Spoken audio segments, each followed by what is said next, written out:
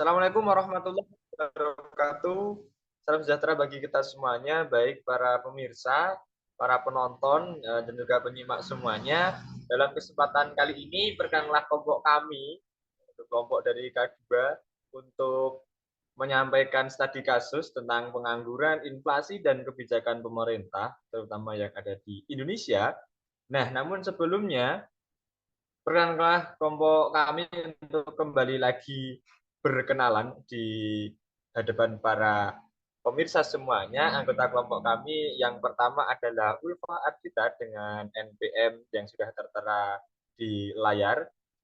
Kemudian ada juga Nuril Kiromah, Hanif Horul Irfani, Mahmud Setianto, dan Bahar Kartiko. Nah, langsung saja, tanpa memperpanjang waktu lagi, mari kita simak sama-sama topik pembahasan yang akan kita bahas pada kesempatan hari ini adalah yang pertama mengenai studi kasus dan pembahasan tentang pengangguran. Yang kedua yakni studi kasus dan pembahasan tentang inflasi. Dilanjutkan yang ketiga adalah studi kasus dan pembahasan tentang kebijakan pemerintah. Kemudian yang keempat adalah hubungan keterkaitan antara pengangguran, inflasi, dan kebijakan pemerintah. Nah, langsung saja untuk materi yang pertama akan disampaikan oleh pemateri atau narasumber yang pertama. Kepada narasumber yang pertama kami persilakan.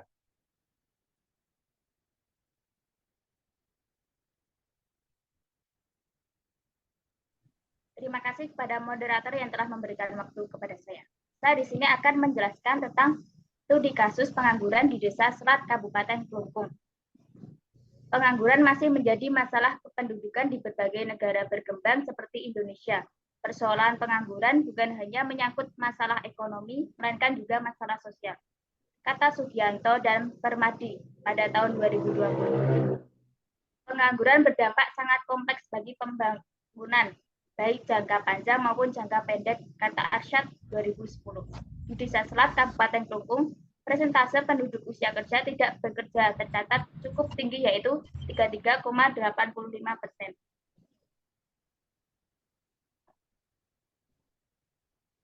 Pembahasan struktur perekonomian Desa Selat dominan bercorak agraris dan menitikberatkan pada sektor pertanian.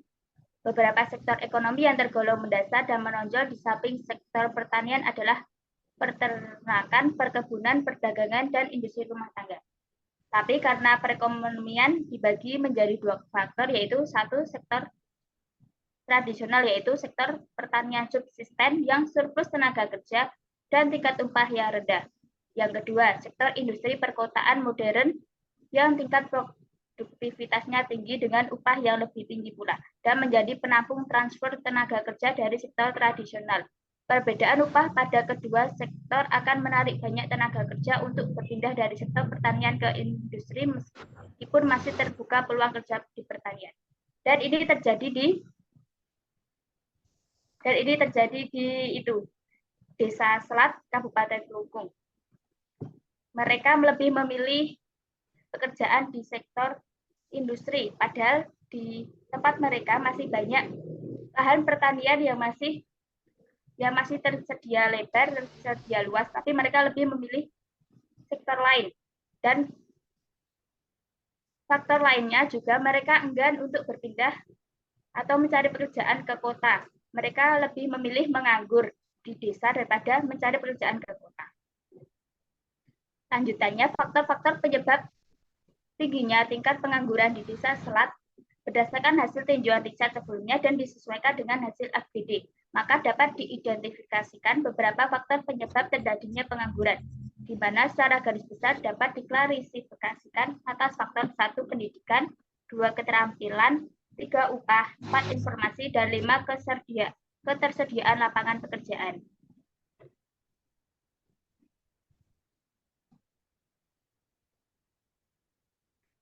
Cara mengatasi pengangguran. Terima kasih kepada moderator yang telah memberikan waktu kepada saya. Saya akan kembalikan kepada moderator. Oke, baik. Terima kasih. Berikut adalah yang telah disampaikan oleh materi pertama mengenai pengangguran yang ada di Indonesia, terutama di bisa Slack ya. Nah, berikut akan kami sampaikan juga cara mengatasi pengangguran. Yang pertama, meningkatkan peran pendidikan dan pengenalan melalui instansi. Dan yang kedua, menambah frekuensi pelatihan keterampilan bekerja. Kemudian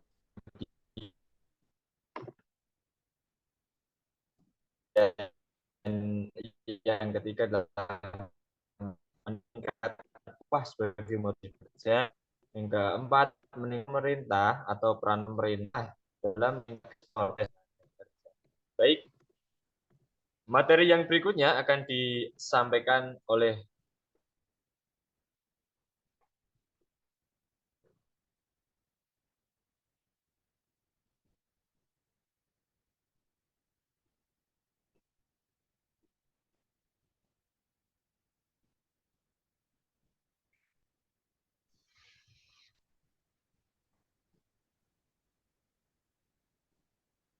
materi yang berikutnya akan disampaikan oleh materi yang kedua. Nah, langsung saja kepada materi yang kedua.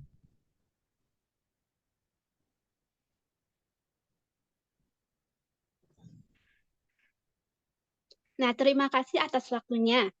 Studi kasus inflasi yang akan saya bawakan adalah inflasi mencapai 5,4% kenaikan harga BBM hingga kebutuhan pokok jadi pemicunya. Tekanan inflasi Indonesia pada November 2022 melandai dari inflasi bulan sebelumnya.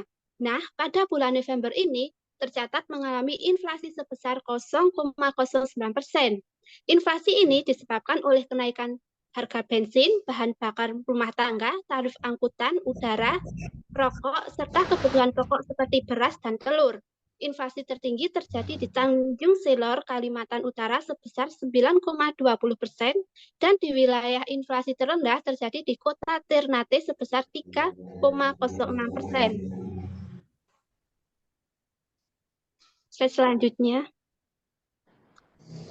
Dari studi kasus tersebut dapat saya jelaskan bahwa pengertian dari inflasi sendiri adalah suatu keadaan di mana terjadi peningkatan harga-harga secara umum dan berlangsung secara terus-menerus.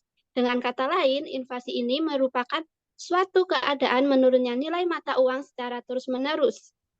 Pada studi kasus inflasi di Indonesia berdasarkan tingkat kelanjutan kenaikan harga-harga yang berlaku, termasuk dalam inflasi merayap atau galloping, yang dimana proses kenaikan harga step by step atau bertahap, lambat dan tingkat inflasinya tidak melebihi 2% atau 3%. Secara umum, inflasi dipicu oleh banyaknya permintaan masyarakat terhadap suatu barang.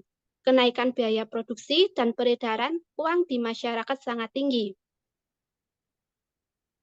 Slide selanjutnya. Nah, upaya untuk mengatasi inflasi adalah dengan kebijakan moneter, kebijakan fiskal, dan kebijakan non-moneter maupun non-fiskal. Pada kasus ini, pemerintah dalam menekankan inflasi melalui tim pengendalian inflasi daerah berupaya dengan pengendalian pasokan, pemberian subsidi transformasi, operasi pasar, dan gerakan masyarakat, misal gerakan tanam pangan cepat panen. Selain dari anggaran existing, beberapa program tersebut dialokasikan melalui anggaran belanja wajib perlindungan sosial sebesar 2% dari dana transfer umum.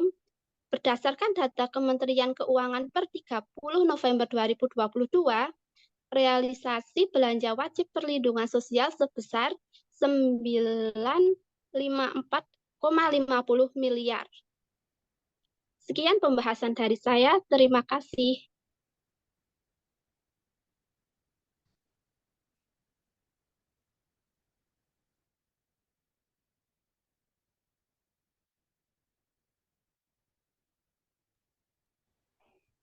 Baik, materi yang akan disampaikan selanjutnya adalah dari diri saya sendiri ya. Terima kasih waktunya yang telah diberikan. Saya akan di sini akan membahas tentang studi kasus kebijakan pemerintah dalam penetapan upah minimum yang di dalam pasal 7 ayat 2 Undang-Undang Dasar 1945, tiap-tiap warga negara berhak atas pekerjaan dan penghidupan yang layak bagi kemanusiaan. Dalam pelaksanaannya, ketetapan upah minimum belum dapat mengakomodasikan perusahaan-perusahaan pada sektor-sektor yang mampu membayar upah yang lebih, sehingga dapat memperlambat peningkatan kesejahteraan pekerja. Karena itu, pemerintah melalui berbagai mekanisme dan ketentuan akan terus mengatur dan mengawasi tingkat upah. Adapun tujuan untuk mengetahui maksud ditetapkannya upah minimum beserta ketentuan peraturan pemerintah yang menjadi dasar kewenangan dalam penetapan upah minimum serta memahami bagaimana proses penetapan upah minimum.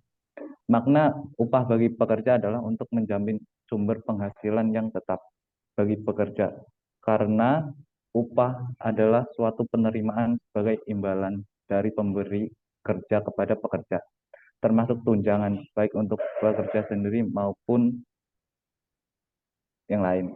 Slide selanjutnya.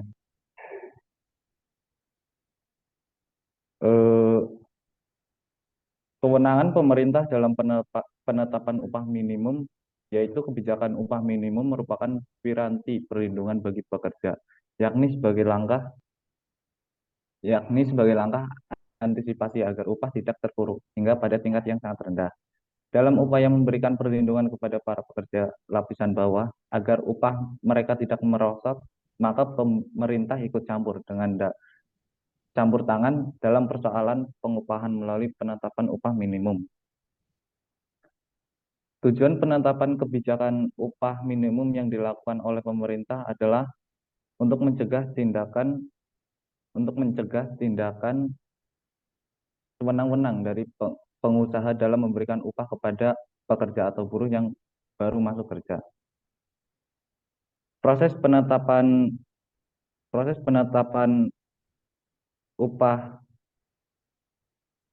minimum pasal 6 Permenaker nomor 1/1999 selalu menjadi bahan pembahasan dan perhatian sebelum sampai pada kesimpulan penentuan besarnya upah minimum, baik upah minimum provinsi maupun upah minimum kabupaten atau kota. Selanjutnya, dampak dari penetapan upah minimum bahwa upah minimum telah menguntungkan sebagian pekerja tetapi merugikan sebagian lainnya. Para pekerja yang dapat mempertahankan pekerjaannya di pabrik-pabrik jelas mendapatkan keuntungan dan peningkatan upah minimum. Pekerja kerah putih jelas merasakan manfaat besar dari penegakan kebijakan upah minimum. Namun, mereka yang kehilangan pekerjaan sebagai akibat meningkatnya upah minimum adalah mereka yang dirugikan oleh kebijakan upah minimum.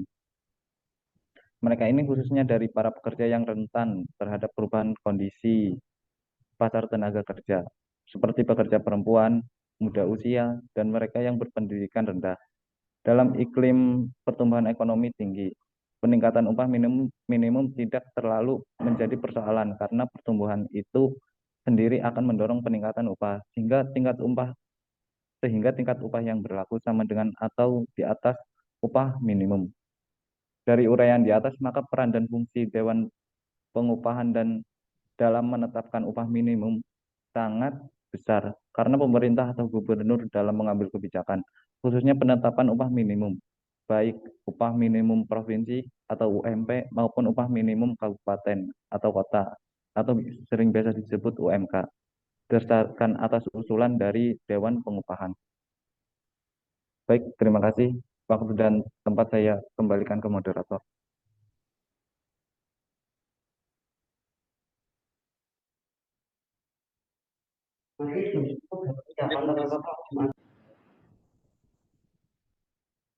Dilanjutkan, hubungan antara pengangguran, inflasi, dan kebijakan.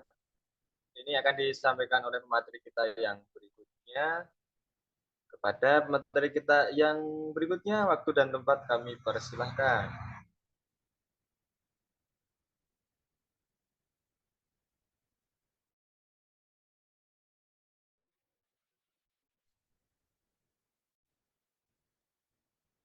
Baik, terima kasih atas waktu dan tempat yang sudah diberikan oleh moderator. Hubungan antara pengangguran, inflasi, dan kebijakan. Inflasi dan pengangguran merupakan salah satu masalah ekonomi yang terjadi dan bersifat kompleks. Inflasi memiliki hubungan dengan banyak masalah ekonomi yang lain. Dan inflasi mempengaruhi dan dipengaruhi oleh banyak masalah-masalah ekonomi yang lain. Salah satu masalah yang berhubungan dengan inflasi adalah pengangguran. Lantas bagaimana hubungan inflasi dengan pengangguran dan lantas apa keterkaitannya dengan kebijakan yang diambil oleh pemerintah? Penggambaran hubungan ini adalah ketika pengangguran terjadi karena disebabkan oleh suatu faktor, yaitu upah kerja yang rendah. Hal itu disebabkan peraturan pemerintah yang berhubungan dengan tingkat pertumbuhan ekonomi di suatu daerah, termasuk tingkat keseimbangan antara pendapatan masyarakatnya dengan harga-harga yang ada di pasaran. Dan tingkat pendapatan ini dipengaruhi tingkat inflasi yang terjadi. Kenaikan harga maka akan banyak para produsen yang akan memperluas produksinya seperti dengan membangun pabrik baru, yang tentunya akan menyerap tenaga kerja. Namun, karena harga barang naik tingkat, daya beli pun menurun, dan disinilah peran pemerintah untuk mengeluarkan kebijakan yang dapat mengontrol laju inflasi. Terlepas dari hubungannya dengan tingkat pengangguran, ternyata inflasi juga memiliki pengaruh terhadap lapangan pekerjaan. Inflasi dinilai dapat menciptakan lebih banyak lapangan kerja, yaitu inflasi cenderung meningkatkan penjualan dan harga jual lebih cepat daripada meningkatnya biaya. Namun keadaan di mana inflasi dapat meningkatkan lapangan pekerjaan dapat terjadi hanya saat inflasi tidak terjaga. Sedangkan jika inflasi tersebut terjadi secara berkelanjutan dan tingkat inflasi semakin bertambah, hal yang terjadi adalah sebaliknya, yaitu daya beli masyarakat akan menurun, yang tentunya berkaitan dengan penjualan, dan perusahaan tentunya juga mengalami risiko kolaps, dan dampak inflasi yang terparah adalah krisis ekonomi dan krisis moneter.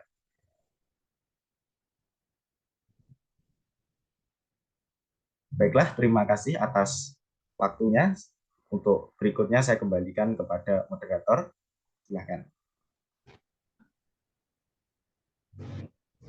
Baik, demikian penyampaian materi dan juga hasil analisis dari kelompok kami. Tentu saja banyak kekurangan dan juga kesalahan dalam kelompok kami menyampaikan materi tersebut. Kami sangat membuka ruang yang sangat lebar untuk berdiskusi di kesempatan-kesempatan yang berikutnya. Kesempatan pada hari ini kami cukupkan dan juga kami pamit undur diri. Kami akhiri. Wassalamualaikum warahmatullahi wabarakatuh.